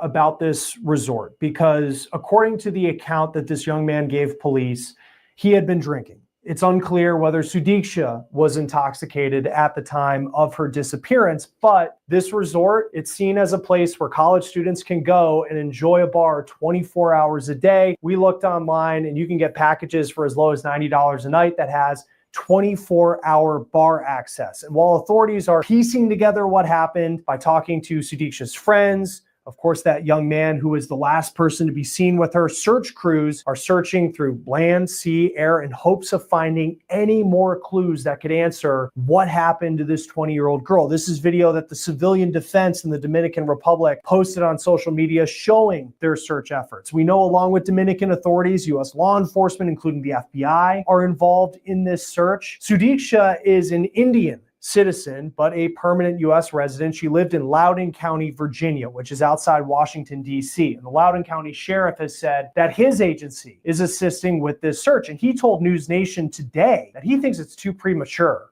to draw any conclusions on what happened. ABC News reported that Dominican officials over the weekend said that they believe that Sudiksha likely drowned. Sudiksha's father, who is now in the Dominican Republic, has said that he's not ready to believe that theory of drowning just yet. He has called on authorities to do more, to investigate the possibility of an abduction or a kidnapping. There hasn't been any evidence that we've heard of as of yet to support that theory either. Her father also says that he thinks it's suspicious that his daughter would leave her phone and wallet with her friends, who later reported her missing, since he says she always has those items on her. Now, her friends didn't report her missing until 4 p.m. on Thursday, which is roughly 12 hours since the last time Sudiksha was seen with them entering that beach on surveillance video. Now, while there are cameras that show when the group entered the beach and left and when people got back to their hotel rooms, there are no cameras directly on the beach that would be able to see Sudiksha. So authorities have to work with what they're finding through their search efforts and what friends and acquaintances have had to say during police interviews. The 20-year-old was on spring break with her friends ahead of studying pre-med at the University of Pittsburgh in the spring. According to her family, they say she was planning to pursue a career in medicine. Before we get back to this episode of On the Case, I want to thank our partners at Upside for sponsoring this video. Upside. You're not getting me again, Upside. So, oh man, they really get you. Wonder how much you get for that. Is that? Oh, I thought that was SF Investigates. Great to have you on Law and Crime. Thanks for being here. At this point, what theories stick out to you about what possibly could have happened in the Dominican Republic? Well, I mean, there's a few. I think, the most obvious. Unfortunately, what did you do to his hair? Does he look different or what? Is it just me? Or maybe it's because he's sitting in a different spot. Or he's not in a different spot. He has a different camera. It's a wider lens camera. And his hair's longer, right?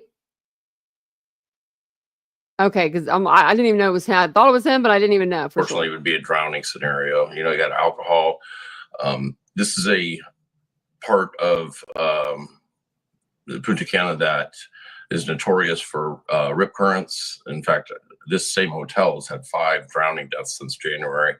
Oh my gosh.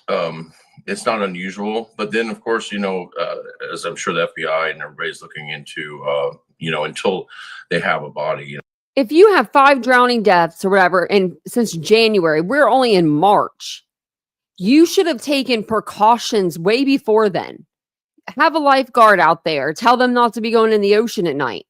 A security that goes up and down the beach. They'll obviously explore a foul play narrative as well. Wow. Anything from abduction to,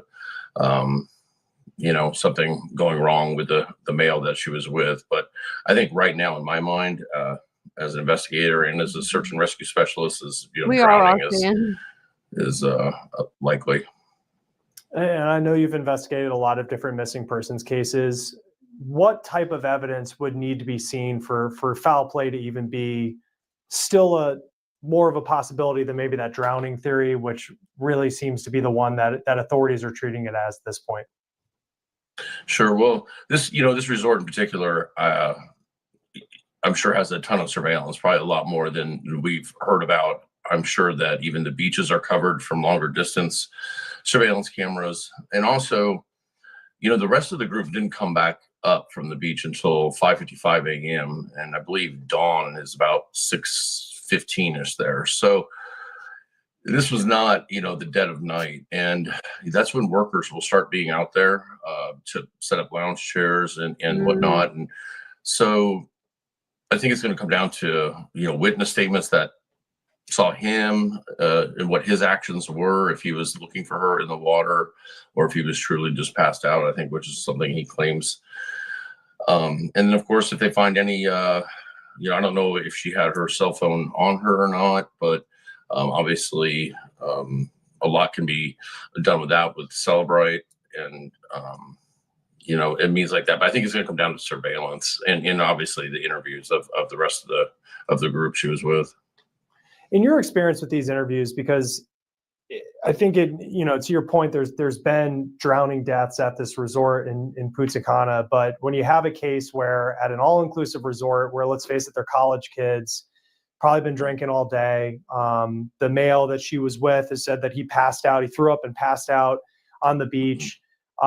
It was reported that there were some inconsistencies in his story. When was the last time he saw her? She was on the shore. She was in the water. She was taken by a wave. I mean, how do you balance inconsistencies that I know there's people in the world of social media that say that's a bit suspicious with the fact that, let's face it, they were at an all-inclusive resort and there were college kids that were drinking all day. And clearly he at least was intoxicated when all this happened. He seemed like it. Yeah. And I've seen surveillance of them heading out to the beach and listen, they're clearly intoxicated, especially him. Yeah.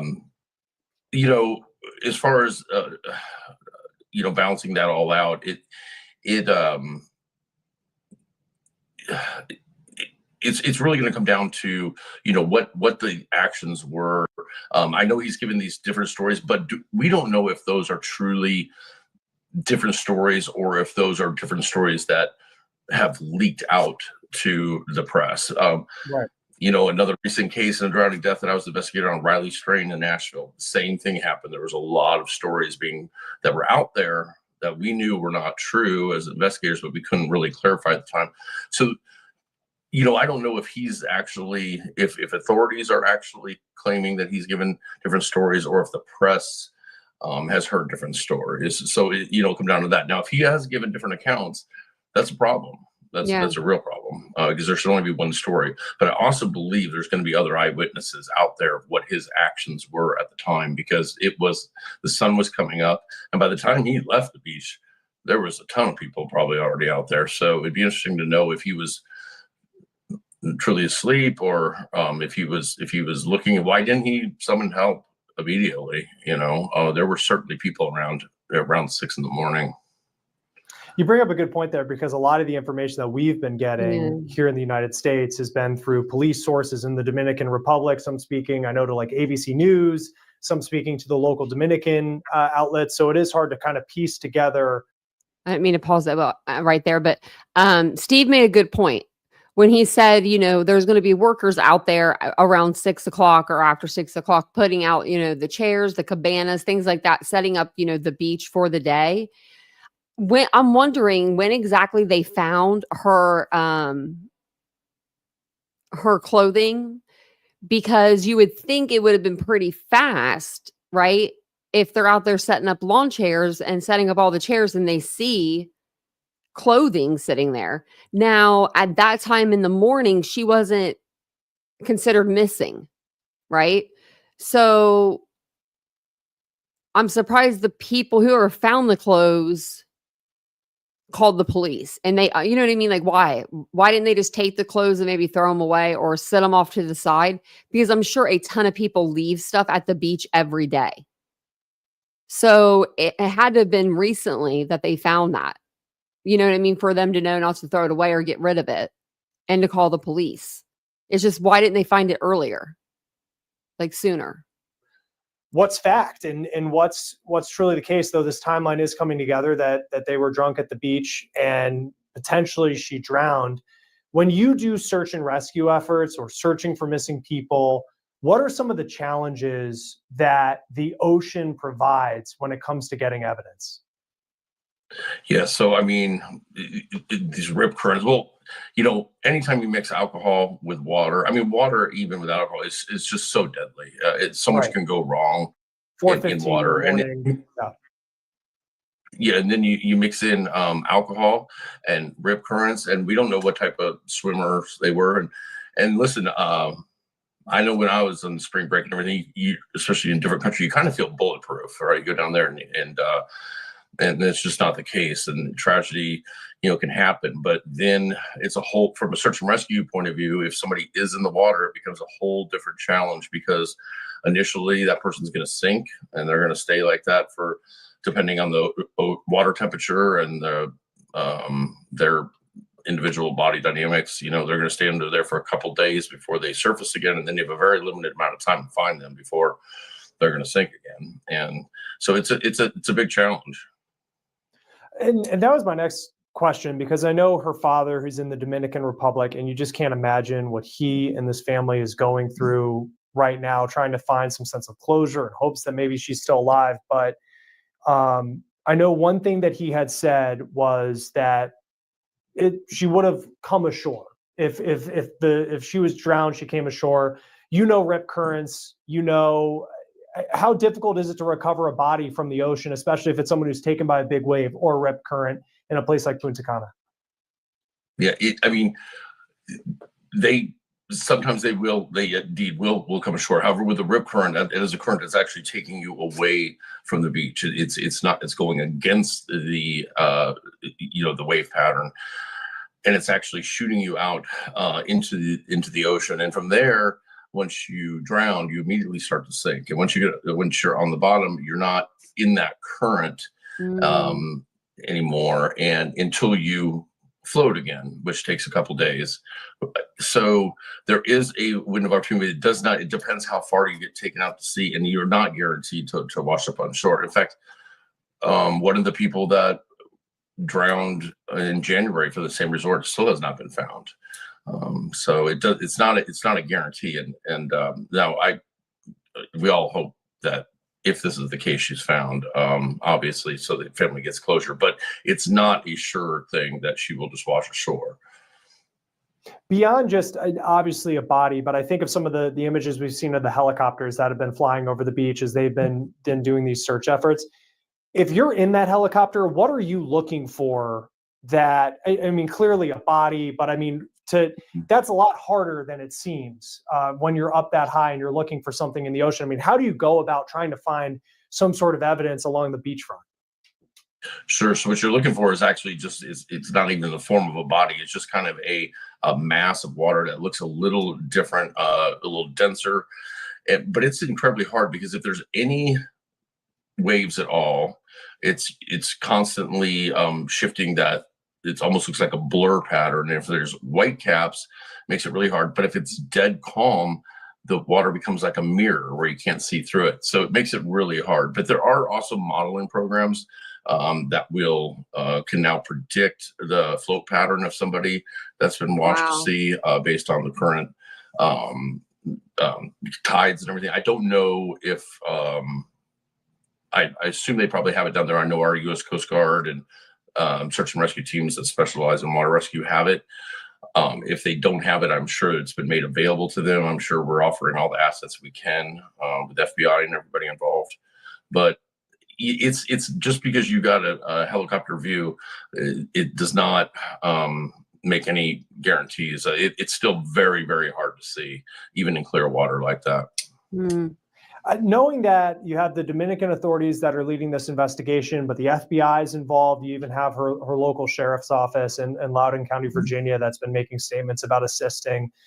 In your experience, when it comes to, the Dominican authorities have experience working with the FBI, obviously. I mean, a huge part of their economy comes from the United States, and college students that are going for spring break. So it's not like they've never worked together before. But how do these investigations typically work when you have people coming from so many different agencies trying to accomplish the same thing?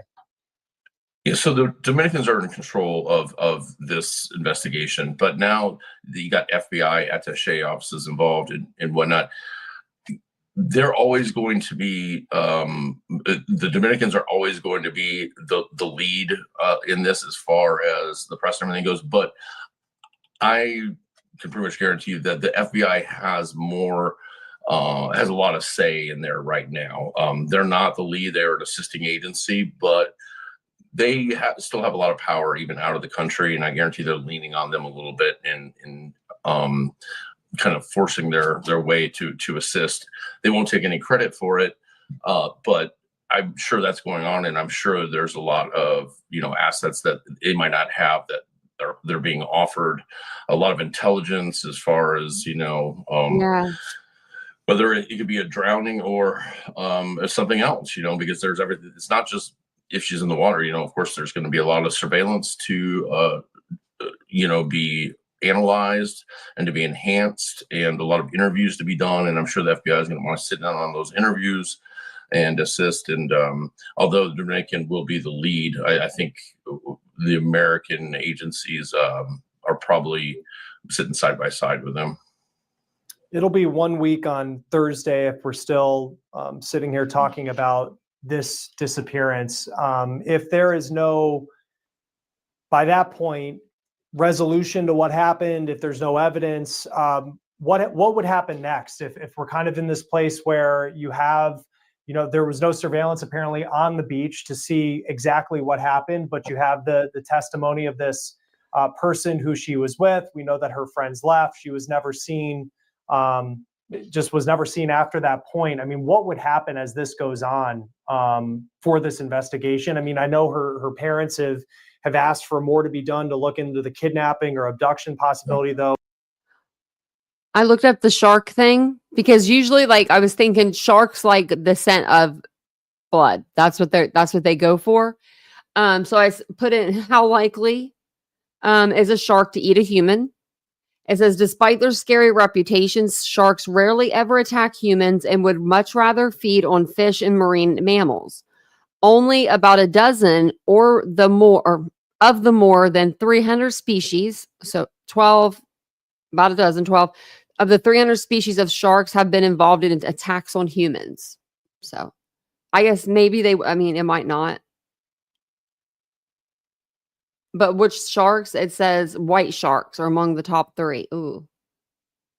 Alongside tiger sharks and bull sharks. Oh, I don't even want to know about sharks. Sharks scare me. Sharks scare me just thinking about it. So, jellyfish. There just hasn't been a lot of evidence proving that at this point. What would happen next? Well, after a certain amount of time, what's going to happen is that those kids are going to come home. They're going to be back on U.S. soil. And the search and rescue efforts are just like with any other search and rescue effort is going to wind down if it's not successful. And then it's, unfortunately going to become a private effort for the family. I'm sure an investigation will continue, at least on the books, with Dominican authorities. What that entails, I don't know. It seems like they're pretty confident this is a drowning, and I don't think they're going to make a huge effort to locate her if this goes on another 4 or 5 days. I can't imagine it beyond that. They'll probably call it off, just like the U.S. Coast Guard would too. So then it becomes a private effort. And if they're not investigating a foul play narrative, then it's probably going to be extremely frustrating for the family. And they're probably gonna have to go to private efforts if they want, if that's something that they feel really needs to be explored. But I think they really need to look at what is available. I'm sure that they're going to show them what surveillance they have, so the family can get to a level of possibly get to a level of comfort that it most likely was a drowning. And so they'll probably see a lot more in the next few days. I don't know if the public will, but I think the family will. For their own peace of mind. And it'd be interesting to see if they kind of come around and start to agree with the possible drowning theory in the next few days, because I think they will be shown what evidence they have. I know there were some quotes out there that some believe that it was too soon to say that foul play was not expected, knowing, and again, kind of came from police sources, but speaking to ABC that over the weekend, it was believed that she was drowned. What timeline typically is there when you rule out foul play that would be expected in something like this? Well, I guess you never truly rule it out until you have the body, and the body rules it out. But in this case, I think the reason that is fairly quick is because they know they went to the water. They know the time the other people came back was, the rest of the group was at 5:55 a.m. So within 20 minutes, it's going to be, the sun's coming up. And then I'd be willing to bet that there's plenty of other witness interviews, whether it be workers at the hotel or people that were taking early morning walks or having coffee or whatever, that could say, I didn't see anything unusual going on. I saw a guy, passed out by himself. Now, if there was yelling or anything like that, then that's a different story. But if there's nothing that plays into that narrative of foul play, then I just, I think I don't know how they're going to come to that conclusion. How they can, what there is to actually investigate if there's just nothing there. So, I mean, it's tragic, and I get why the family would think this, because nobody believes that this could happen under their own will. But I mean, the water is extremely, extremely dangerous. And that's why they have lifeguards out there during the day. And if you're going at night, especially when drinking, it really is a gamble. Yeah, no, it absolutely is. And it's to your point, I mean, it's a tragic story. You hold out hope. But I know that search is continuing on. Steve Fisher, thank you for taking the time to be with us, missing persons investigator. I know that you have so much experience when it comes to these types of cases and dealing with the unknown. So it's great to have your perspective here on Law and Crime. Thank you. And my thoughts are with the family. Well, oh, that's sad. I went to, why does my screen look funky? I don't know. But I went over to their page. Maybe if I'm like, well, I can't even do full screen. What the heck's going on? Okay. That's weird. Just moving me around, just moving me everywhere. That's all. But no, I didn't know that was Steve at first. I was like, is that Steve Fisher? I think that he maybe his hair is like longer or something. I don't know. Something's different about him. But I was like, wait a minute. We know him. We know that guy. Hey, Queen Sheba. I didn't even see him come in. I didn't even see that person come in. Look at you, Ladybug, getting people before I can even say anything.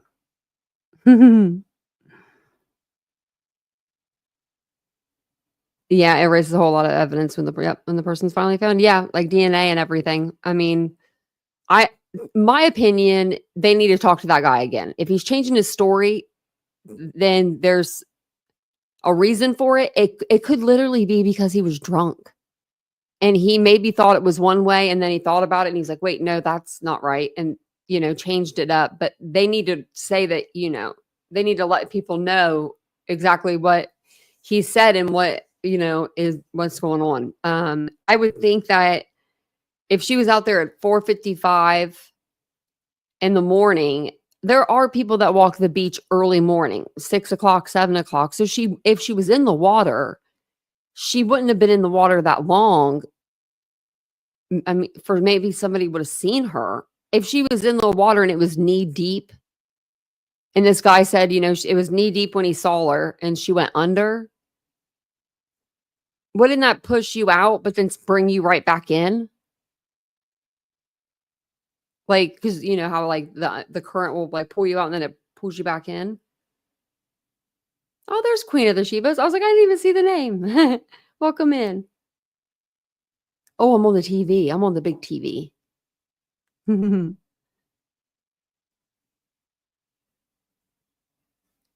let me go back up and see what you guys were saying. Yeah, he didn't tell anyone what happened immediately. And that would have changed a lot of this. If he would have went to the, you know, police or called 911 or went to a hotel, got a lifeguard, something, anything. I think that would change my thoughts on him anyway. But obviously, he didn't care enough to find her. Like when he woke up out of his drunkest stupor, did he just think she left him? I mean, maybe he did. And he was like, shit, I'm going to go back to my place now, you know? Oh, Casey Anthony's here. You want the link, Casey Anthony?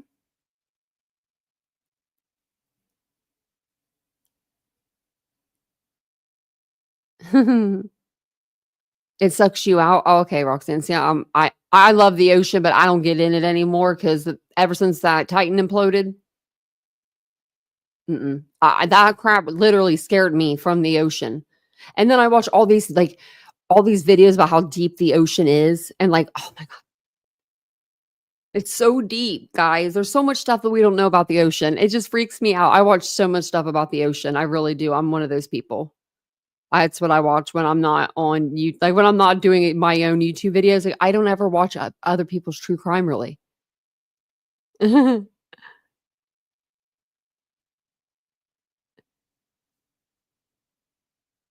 Offering help in the disappearance. Oh, well, maybe he'll be able to help. Okay, I'm blocking that skank. Casey Anthony left. I don't think she's here anymore. I haven't seen the interview. No, is it out?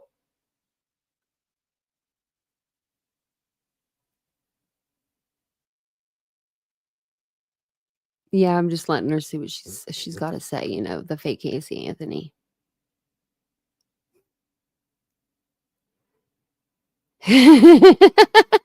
Squeaky wheel.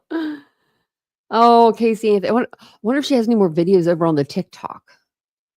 Now you got me wondering. Okay, I'm not even going to go there, but I did want to. Let me see. Okay, I wanted to tell you about this because I'm like, what? Skirt. Caleb Harris, right? Caleb Harris case. I've been thinking about that case since we stopped talking about it. And because when I walk my dogs every day, I take them to the side yard and there is a manhole there. You know, Caleb was found in a manhole. And I always stand on it when I have my dogs out there. It's just what I've always done. Cause if I'm wearing sandals, I'm weird. I don't like grass really touching my feet. I'm weird. It's like sensory things, but I always think like, could somebody fall straight in? And like, to me, it's just always been kind of weird. Well, apparently they still have 2 detectives assigned to the case, and it still remains open.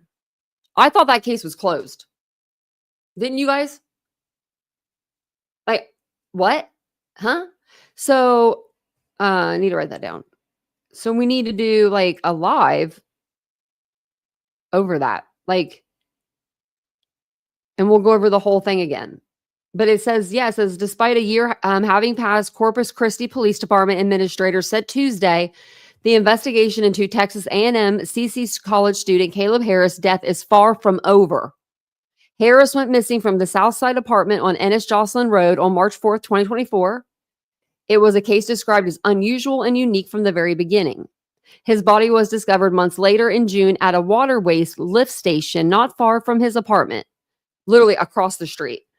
The autopsy report listed the manner in which Harris died as undetermined. Assistant Chief Todd Green said the case remains active and open, and the Corpus Christi police detectives are still hopeful for new evidence to help bring closure. We've had several tips. We've received what potentially could be evidence. We're having it tested. So at this point, we can't say it's actual evidence or not, Green said. Oh. He said there are 2 detectives still assigned to the case. At its peak, there were 12. I just want to emphasize the amount of work that went into this investigation. Digital data, one of the key aspects of the investigation, still has not been able to paint a clear picture of what led up to the 21-year-old's death. But Green said it has helped dispel rumors. Okay. One of the theories that we had was that he had gotten a ride with somebody and left the area. After we thoroughly went through all the cell phone data and geofencing, it was very apparent he did not leave that general area that evening, or at least his phone didn't. While Harris's cell phone was never recovered, video from 50 different locations were reviewed, confirming there was no sighting of Harris outside the general area of the apartment complex. However, one of those videos included a vehicle that sparked interest because it went through that general area at just around the time Harris's phone quit communicating with the cell tower. And I believe that was at like 3:40 in the morning or something like that. However, once we found that vehicle and we completed our investigation, we analyzed all of Caleb's digital footprint. We analyzed that person's digital footprint. There was absolutely no connection. We took DNA from that vehicle, sent it off to the lab, and there was no connection whatsoever. He also addressed the Facebook tip received in April about an open manhole in the field across from the apartment, just over 600 feet from the bridge where Harris took his last Snapchat. One of the questions, that's where we thought he went in, was why didn't we find that during the initial search? And we can't explain why it hasn't been found, but we thoroughly searched that field within a day or so of Caleb going missing, and then volunteers went back and searched it 3 more times within about 2 weeks after we searched it. So there were a lot of people looking for it, he said. Why it wasn't discovered at that time, we don't know. And because it wasn't reported at that time, we can't say with any degree of certainty that it was opened at that time. Green reassures the public that CCPD is not walking away from the case. Wow. Wow. And then another update. I'm going to do a video, so please watch my video also. I'm going to put it out probably tomorrow morning. Or maybe I'll put it out tonight. But Dane Paulson, the 2-year-old that we've been talking about, I've been giving you guys nightly updates. They were concentrating on the river for him. Unfortunately, they did find him. They found him today. So he was in the river. And so he's no longer with us. I can't imagine what his parents are going through. They're probably blaming themselves. I just can't even imagine. I pray for their family, but I am going to put out a video just, explaining what happened. Or, that he was found. I might even just do like a video short because, it won't take me but a minute to say what happened. But yeah, it's really sad. I kind of I figured he was there because how would you survive that long? And where they lived, it was so desolate. Like who would kidnap, kidnap a kid there? I don't know. Oh my gosh. I just deleted her. I removed Casey Anthony. My daughter's death had nothing to do with me. She said, oh my God. Now I had to delete her, Yeah. Okay. Send the info to my email. I'll put it in the chat. I don't think Nightbot is working over here. I need to get it fixed. Like it's coming through, but like I can't control it. But there's my email. And I do have an email for my second channel now. It's just Unfiltered with Tanya. So if you guys ever need to email me for that, I have also a TikTok now. So that's going to be fun. I have to get 1,000 followers so I can go live over there though. That's the only part that sucks. You have to can't go live. But that's all I've got for you for tonight. I'm going to keep you guys updated on this case, let you guys know any new information that comes out, of course. We will talk about, I don't know what we'll talk about. We'll talk about something tomorrow. You know me. We'll figure it out. But thank you guys so much for being here. I really do appreciate it. And I'm sorry I'm sorry someone's missing from your apartment complex. That's crazy. Oh, Shelly, they are so crazy. They are ruthless. Oh my, I did my first like true crime TikTok, right? And I forget, what was it over? It was like over Idaho 4 or something. And this lady that was like, I don't know. She was a lot older than me. Like she should have been more mature, right? She was probably in her 70s. She stitched it or whatever, right? And like made fun of me and like really went like made fun of me. And I'm just like, you guys are so freaking mean. I did a whole other video about it. I was like, why are you guys so mean over here? I couldn't believe it was like an older woman like that though. Do you know what I mean? Like older women don't normally talk like she was talking. Like I was like, you could be my mother. My mother would never say that. I don't do TikTok either, Roxanne. Like I don't scroll through it, but I'll post a video on there and then I don't do anything else. It's just, I have it for the sole purpose of like, I keep saying I'm going to do more TikToks and I do need to, because I mean, it could be a way to make revenue if you wanted to, really be into, social media. If you edit your videos really well, which that's what I'm going to start doing anyway, a lot more editing. So it'll be fun. So hopefully you guys will go over and watch. And then I'll always put the videos on my YouTube shorts. I normally will put them over here. Some videos I don't though, like some funny videos. Y'all need to watch them. I don't even think you have to have a TikTok to get on TikTok and look me up. Like, I don't think you have to have an actual like subscription there.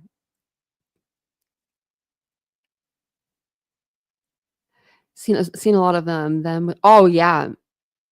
Shelly, yeah. Sebastian's case is out of control. You wish you hadn't moved? Oh no, Mary Beth. Are you just missing your place? Well, watch my video on Unfiltered if you've had a bad day.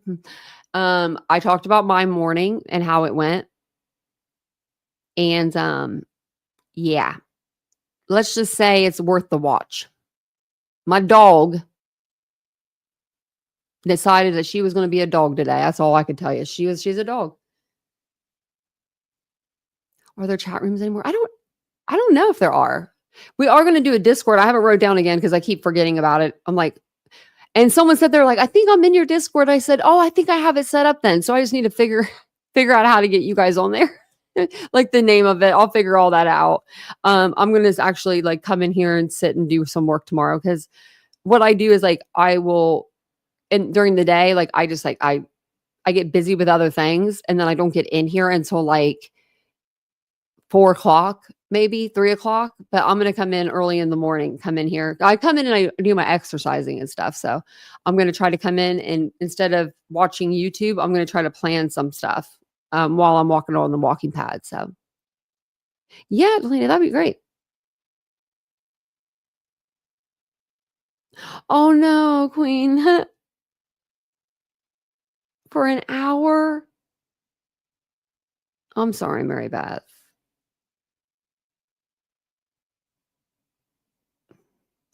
Vincent didn't know what to do today. He was so concerned about like Araya, like I think he's sleeping on the couch. I think he fell asleep, like just because he's exhausted from me telling him what happened. I'm like, oh, yeah, it happened to me. But if anybody is wondering, oh, Araya, hold on, Araya, you okay? Are you cool? Are you okay? Come here. You come over here. You come over here. She's shaking. I was going to tell you guys she's fine, but what's you shaking for? Huh? What you shaking for? You don't feel good? She got in a fight today. She was defending herself, but it was bad. It was real bad. Real bad. So... oh, okay. She's shaking. I'm going to jump off of here and I'm going to go lay on the bed with her because I know that'll make her feel better. My little angel. There was a dog that ran after her today, and it wasn't good for the other dog. But my dog was on a leash. I was doing everything that I could do. I was on the ground. Actually, I fell. So yeah, do you want to go and get a treat? You want a cookie? Whatever you want. She's shaking. Like, why are you shaking for? What was you doing that for, Riley? Riley, don't you dare. You can't get sick? No. I need you to be cool all the time. She's just shaking a little. I'm gonna go and pet her and just lay with her on the bed because I know she'll like that. That's what she wants. She wants me to lay with her. So, oh, thank you. And the other dog is okay. Dog's having surgery. They had to remove the dog's eye. It was bad. It was really bad, but it wasn't Araya's fault. Like, she was just defending. I mean, that dog was running after her, and she's just the bigger dog. It was just a small dog, and the lady is so kind. Like the daughter, she's so kind. Oh, thank you, Delana. So they were really, really, really kind about it. We give them money, of course. We didn't have to. I mean, obviously it wasn't our fault. They're young, so are we, but and we're strapped for cash right now. So like, like we like didn't have the money, but we had to like do it. But her vet bill was like $1,300 or $1,600 altogether. So, but her the dog wasn't on a leash, Delana. Nope. My dog was on a leash, and I retracted them because I always do right there because I know 2 dogs live there. And what they did was they had the door cracked open enough for the little dog to run out, and I'm blind on my right side. So that's where I was walking, and that's where the dog was, like, coming out of. So I didn't even see the dog until it was way too late. And I was on the ground. And I was just pulling their leashes because that's all I could do. And Mia was just standing there, like shocked, like stunned. My Weimaraner was like, she wouldn't move. Like, she would not move. I was so surprised she wasn't barking and, being weird, but she wouldn't move. And then their big dog come out, pit bull. And I was like, oh, Jesus, take the wheel, because I thought for sure, that my pit and that pit, we're going to go at it. The girl that owns the pit comes running out because she thinks the same thing. And Araya just sits still, like just sits there. Like, she didn't want to mess with that dog because that dog wasn't messing with her. The pit bull didn't like come out and like be aggressive. It just kind of walked out and sat beside Araya. But that other dog was little, and it just ran after her. And it's like she got scared, I think, and just defended herself. But the dog's eye, y'all, I've never felt so bad for an animal. I just was like, just please let this dog be okay. It broke it has a broken leg.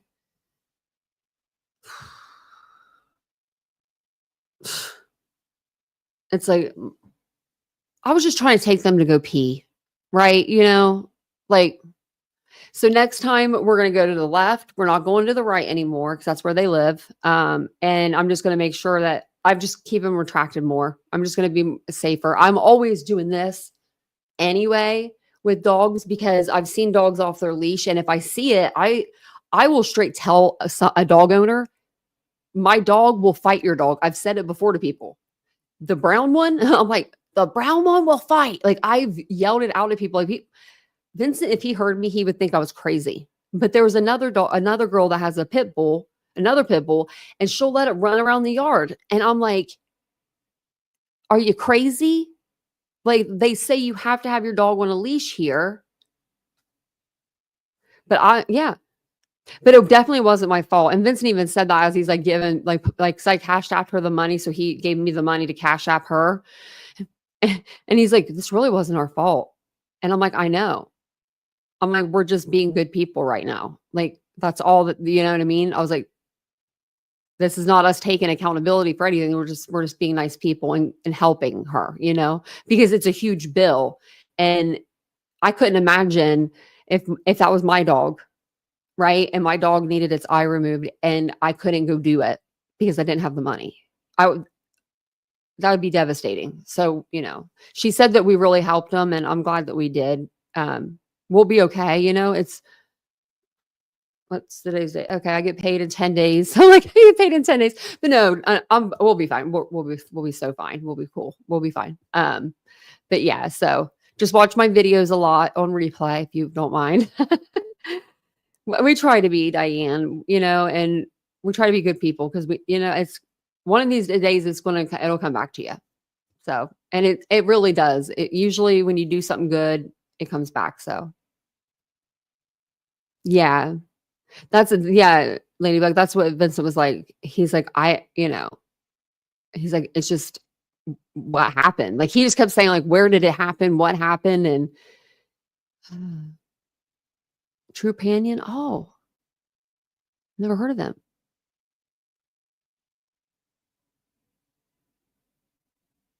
Oh, Mary Beth, you don't have to. You're so sweet.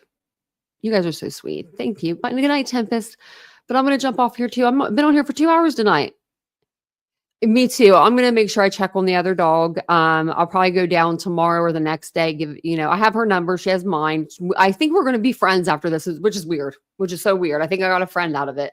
The younger girl, like the girl that lives there, she and her baby came out and we talked about everything for like 30 minutes, just talked about stuff. And she seemed really nice. So I'm glad that they were so nice about it because even though their dog was in the wrong, I don't know how I would feel, if that was my dog, I would be a mess. So I'm just glad that everything's working out. But thank you so much. Oh, look, she's acting a little better. She's acting a little bit better. She's laying down. I'm going to go cuddle with my dog because she needs me tonight. But thank you guys for being here. I'll see you guys all tomorrow. I may do a live on the other channel tomorrow. So if you're not a subscriber over on Unfiltered with Tanya, make sure you do. We're going to do like open panel, open topic or something like that. So I'll see you guys all over there tomorrow and I'll see you over here tomorrow night. Good night, guys. Bye.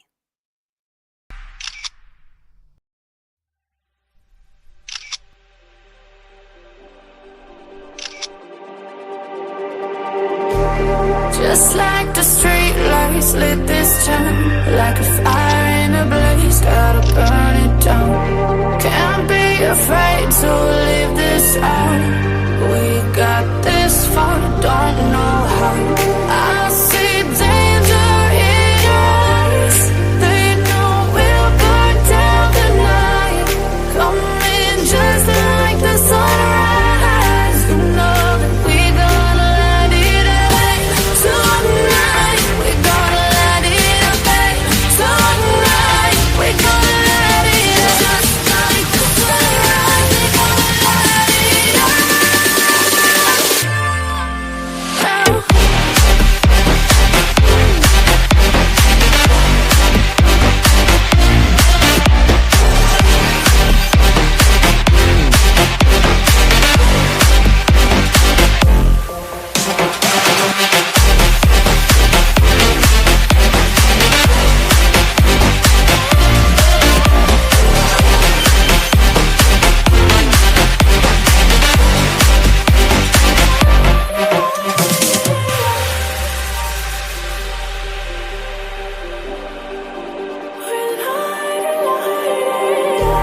Just like a spark that spreads